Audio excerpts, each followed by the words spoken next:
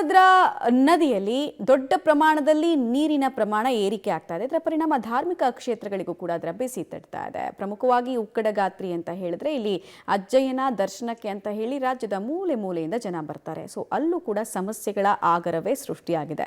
ತಾತ್ಕಾಲಿಕ ಸಮಸ್ಯೆ ಏನು ಅಂತ ಹೇಳಿದ್ರೆ ನದಿ ತಟದಲ್ಲೇ ಆ ದೇವಸ್ಥಾನ ಇರೋದ್ರಿಂದ ಸ್ನಾನಘಟ್ಟ ಮುಳುಗಡೆ ಆಗಿದೆ. ಹಾಗೆ ಅಂಗಡಿ ಮುಂಗಟ್ಟುಗಳಿಗೂ ಕೂಡ ಹಲವು ಅಡಿಗಳ ತನಕ ನೀರು ನಿಂತಿದ್ದ ಪರಿಣಾಮ ಸಮಸ್ಯೆಗಳಾಗ್ತಾ ಇದೆ. ಸೊ ಭಕ್ತರಿಗೆ ತಾತ್ಕಾಲಿಕವಾಗಿ ನದಿಗೆ ಇಳಿಯದಂತೆ ನಿಷೇಧಾಜ್ಞೆಯನ್ನ ಆಡಳಿತ ಮಂಡಳಿ ಹಾಗೂ ಜಿಲ್ಲಾಡಳಿತ ಹೇರಿದೆ. ಜೊತೆಗೆ ಬೇರೆ ಬೇರೆ ವ್ಯವಸ್ಥೆಗಳನ್ನ ತಕ್ಷಣಕ್ಕೆ ಮಾಡೋ ನಿಟ್ಟಿನಲ್ಲೂ ಕೂಡ ಸಮರೋಪಾದಿಯಲ್ಲಿ ಕ್ರಮಗಳನ್ನು ಕೈಗೊಳ್ಳಲಾಗ್ತಾ ಇದೆ. ಇದು ದಾವಣಗೆರೆಯ ಚಿತ್ರಣ.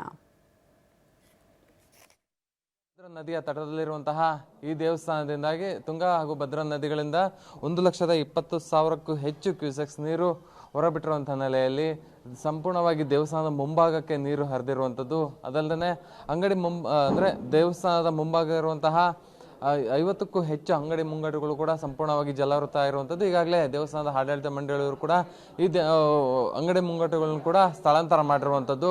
ಪ್ರಮುಖವಾಗಿ ಇಲ್ಲಿ ಉಕ್ಕಡಗಾತ್ರಿ ದೇವಸ್ಥಾನಕ್ಕೆ ರಾಜ್ಯದ ವಿವಿಧ ಜಿಲ್ಲೆಗಳಿಂದ ಆಗಿರ್ಬೋದು ಮತ್ತು ವಿವಿಧ ರಾಜ್ಯಗಳಿಂದಲೂ ಕೂಡ ಭಕ್ತಾದಿಗಳು ಆಗಮಿಸ್ತಾರೆ. ಆಗಮಿಸಿದ ನಂತರದಲ್ಲಿ ಬಂದು ಹೊಳೆಯಲ್ಲಿ ಸ್ನಾನ ಮಾಡಿ ಕರಬಸಜ್ಜಯನ ದರ್ಶನ ಪಡೆದ್ರೆ ಒಳಿತಾಗುತ್ತೆ ಅನ್ನುವಂತಹ ಪ್ರತೀತಿ ಇರುವಂತಹ ನೆಲೆಯಲ್ಲಿ ಪ್ರತಿಯೊಬ್ಬರು ಬಂದು ಇಲ್ಲಿ ಹೊಳೆಯಲ್ಲಿ ಸ್ನಾನ ಮಾಡಿ ಹೋಗುವಂಥದ್ದು ಪ್ರತೀತಿ. ಈ ಹಿನ್ನೆಲೆಯಲ್ಲಿ ಹೊಳೆಗೆ ಬರುವಂತಹ ದಾರಿಯನ್ನು ಸಂಪೂರ್ಣವಾಗಿ ಬಂದ್ ಮಾಡಿದ್ದಾರೆ. ಮತ್ತೆ ಯಾವುದೇ ರೀತಿಯಂತಹ ಅವಘಡ ಸಂಭವಿಸಬಾರದು ಅನ್ನೋ ನಿಟ್ಟಿನಲ್ಲಿ ಪೊಲೀಸ್ ಸಿಬ್ಬಂದಿ ಆಗಿರ್ಬೋದು ಮತ್ತೆ ದೇವಸ್ಥಾನದ ಆಡಳಿತ ಮಂಡಳಿಯವರು ಕೂಡ ಒಂದು ಭದ್ರತೆಯನ್ನು ಕೂಡ ಈಗಾಗಲೇ ವಹಿಸಿರುವಂಥದ್ದು.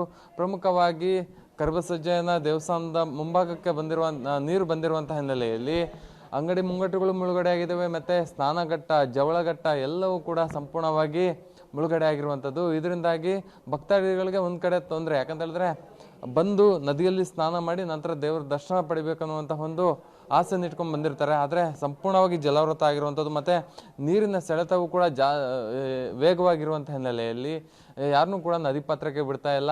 ಮತ್ತೆ ಸೆಲ್ಫಿ ತಗೊಳೋದಕ್ಕಾಗ್ಲಿ ಮತ್ತೆ ಫೋಟೋ ಕ್ಲಿಕ್ಸೋದಕ್ಕಾಗ್ಲೂ ಕೂಡ ಬಿಡ್ತಾ ಇಲ್ಲ. ಯಾಕಂತ ಹೇಳಿದ್ರೆ ಕಳೆದ ವರ್ಷ ಇದೇ ರೀತಿಯಾಗಿ ಸೆಲ್ಫಿ ತಗೊಳಕ್ ಹೋಗಿ 2 ಯುವತಿಯರು ಕೂಡ ಸಾವನ್ನಪ್ಪಿರುವಂಥದ್ದು. ಹಿನ್ನೆಲೆಯಲ್ಲಿ ಯಾರನ್ನೂ ಕೂಡ ನದಿ ಪಾತ್ರಕ್ಕೆ ಬಿಡ್ತಾ ಇಲ್ಲ. ಮತ್ತೆ ಭದ್ರತೆಯನ್ನು ಕೂಡ ಈಗಾಗಲೇ ವಹಿಸಿರುವಂಥದ್ದು. ಒಟ್ಟಾರೆಯಾಗೇನು ದಾವಣಗೆರೆ ಜಿಲ್ಲೆಯ ಹರಿಹರ ತಾಲೂಕಿನ ಉಕ್ಕಡಗಾತ್ರೆ ಜಲ ದಿಗ್ಬಂಧನ ಆಗಿರುವಂಥದ್ದು.